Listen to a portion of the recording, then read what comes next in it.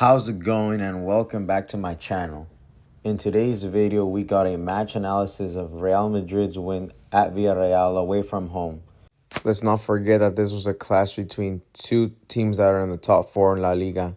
And these are two teams that were coming off a relatively low moment. First, let's talk about Villarreal, who have only won 2 out of the last 6 games coming into the match and looking to get a win to build some momentum. Real Madrid, on the other hand, are coming off of firing their manager Xabi Alonso and replacing him with Arbeloa, and people not knowing if he was capable of coming into a locker room with these names and personalities and being able to deal with it and assert himself within the locker room, gain the players' respect. Everyone had their questions about Arbeloa, but he's showing that he's more than capable of managing Real Madrid and getting some results. Ever since his loss to Albacete in the Copa del Rey, he's been undefeated ever since.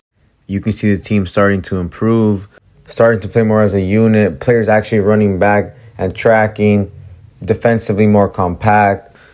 Certain players are reaching their best form. Other players are maintaining a good level. You can see the team starting to improve under Arbeloa, giving back-to-back great performances. Arbeloa suits what Madrid are looking for in a manager. They don't need a tactical manager that will tire the players out. They need a manager who's going to back the players and have their back. The players appreciate a manager who will put himself in the line of fire for them. And they have no other choice but to repay him with great performances, as you're seeing here with Arbeloa. This is how Real Madrid lined up for the match on their visit to La Cerámica and Villarreal.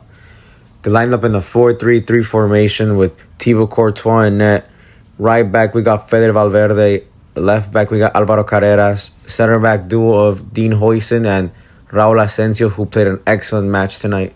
Anchoring the midfield, we got Eduardo Camavinga. To the right of him, we got the creative magician Arda Güler. And on the other side of the midfield, we got the Englishman Jude Bellingham. In the attack on the right-hand side, we got former River Plate man Franco Mastantuono, who's coming off his best game as a Real Madrid player so far in that UCL win against Monaco. On the left-hand side on the attack, we got the man criticized but in brilliant form, Vinicius Jr., and leading the line for Los Blancos is the main man, the goal scorer, Kylian Mbappe. This is how Villarreal lined up for the match. In net, we got Brazilian goalkeeper Luis Jr. In the defense, we got Villarreal Academy player Pau Navarro, at just 20 years old, who I think played a relatively solid game, marking Vinicius and holding his own against one of the best wingers in the world. Left back, we got Alfonso Pedraza. Center back duo of former Chelsea man Renato Viega and the World Cup winner with Argentina, Juan Foyth, who I think was crucial for Villarreal, and they really missed him once he went out. You really noticed the drop in their game. They never really got back into the game once he went down with the injury. With the midfield 4, on the right flank, we got Canadian Tajon Buchanan. Opposite to him, occupying the left-hand side, is Villarreal's young promise, Alberto Moleiro, who is a very creative player and has an eye for a goal. But tonight, Alvaro Carreras really contained them and kept them quiet for the night. In the engine room, we got the man who scored the winner for Senegal in the AFCON final, Papa Gueye. Alongside him, we got Villarreal's brightest spark, former Real Madrid player Dani Parejo, who is a product of La Fábrica, Real Madrid's academy. So you know he has aura. Parejo was Villarreal's best player of the match, without a doubt. Receiving the ball, starting play from deep, picking out passes, his vision. He's quite the underrated baller. Leading the attack for the Yellow Submarine, we got Spanish international Gerard Moreno, who was quite off tonight. He had some chances to convert, but failed to do so. And his counterpart in attack is Georgian international Georges Mikatatse. Marcelino Garcia lined up his team in a 4-4-2 formation. I think the game started off slow, both teams trying to measure each other and showing too much respect for the opposition. I did think that Villarreal were the team trying to play their game and dictate how the game was going to be played.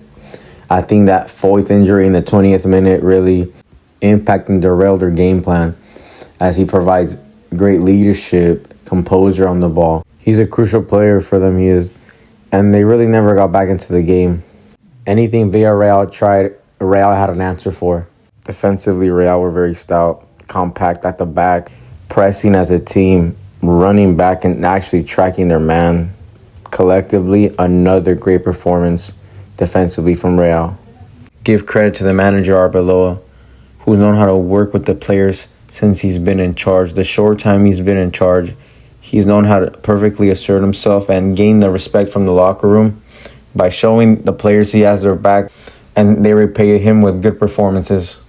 To close out the half, it was a bit more back and forth, with Villarreal closing out the half, I would say, on a slightly better note, trying to create opportunities late, but the half ends 0-0. On the previous 7 head-to-head matches between each other, 32 goals were scored between both teams, and going into the second half, it's 0-0. Second half, completely different story. It was a completely different game. Real picked it up, and they really put it on Villarreal. Perfect start to the second half by Real.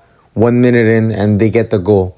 Mbappe plays the ball out wide to Vinicius. Vinicius goes by his man the first time all night. Pau Navarro, who had been marking him excellent the whole night. Vinicius goes by his man, tries to play a low cross, which Papagay tries to deflect and falls to Mbappe. And Mbappe slides it through the goalkeeper's legs with his left foot to make it 1-0 to Real Madrid. The goal coming from the best 2 players on the field tonight, Mbappe and Vinicius Jr. Very strong start to the half by Real Madrid. 60 minutes in, and it's all Madrid, controlling every aspect of the game. Defensively compact, the midfield running the game. The attack is starting to come alive. Vinicius was doing a madness to start out the second half. Mbappe getting his goal. Anything Villarreal tried to do, Madrid had an answer for. Villarreal had a couple clear chances, like when Dani Parejo dropped in a long ball over the top to Gerard Moreno and he mishit it. Or like in the 62nd minute, which is their most clear chance of the game. Off a free kick, Dani Parejo catches Madrid sleeping, plays it low into the box by the penalty spot, and Gerard Moreno hits it way over the bar, which could have made the game interesting. After those clear missed chances, Villarreal didn't get much else in the game, and Real really took full control of the match. Real started getting more of the ball for longer periods of time, and Villarreal started to get more desperate because they couldn't generate anything, which played into Real's favor since they like to hit teams in open space. Real was definitely closer to getting a second goal as the game was winding down than Villarreal were to tying the game up. Real's second goal came in the 92nd minute, as on their final action of the match, Vinicius Jr. picks up the ball in midfield, plays the ball out wide to Mbappe. Mbappe tries to go by his man and gets fouled inside the box, leading to a penalty, which Mbappe himself takes and he converts. But it's not whether he scored the penalty or not, it's how he scored it, which was a huge talking point after the game. He decided to Panenka, the goalkeeper, which of course we know Brahim Diaz's teammate, tried to Panenka a penalty in the AFCON final and he failed miserably. There's a lot of outside noise saying that Mbappe did it to poke fun at his teammate, while Mbappe himself is saying that he did it to pay homage to his teammate, which is going through a bad moment. Let me know what you guys think of that one in the comments down below. And with that Mbappe penalty, Real Madrid seal a 2-0 victory over Villarreal away from home to really make this a title race now. And it looks like it's going to come down to, again, El Clasico to decide the winner of La Liga. Now let's talk about who I think was the man of the match.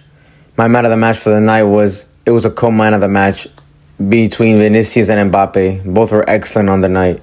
Mbappe getting the goals and Vinicius being the most creative player on the pitch. Both players had a crucial part to play in both of the goals, and the attack is really starting to become unstoppable.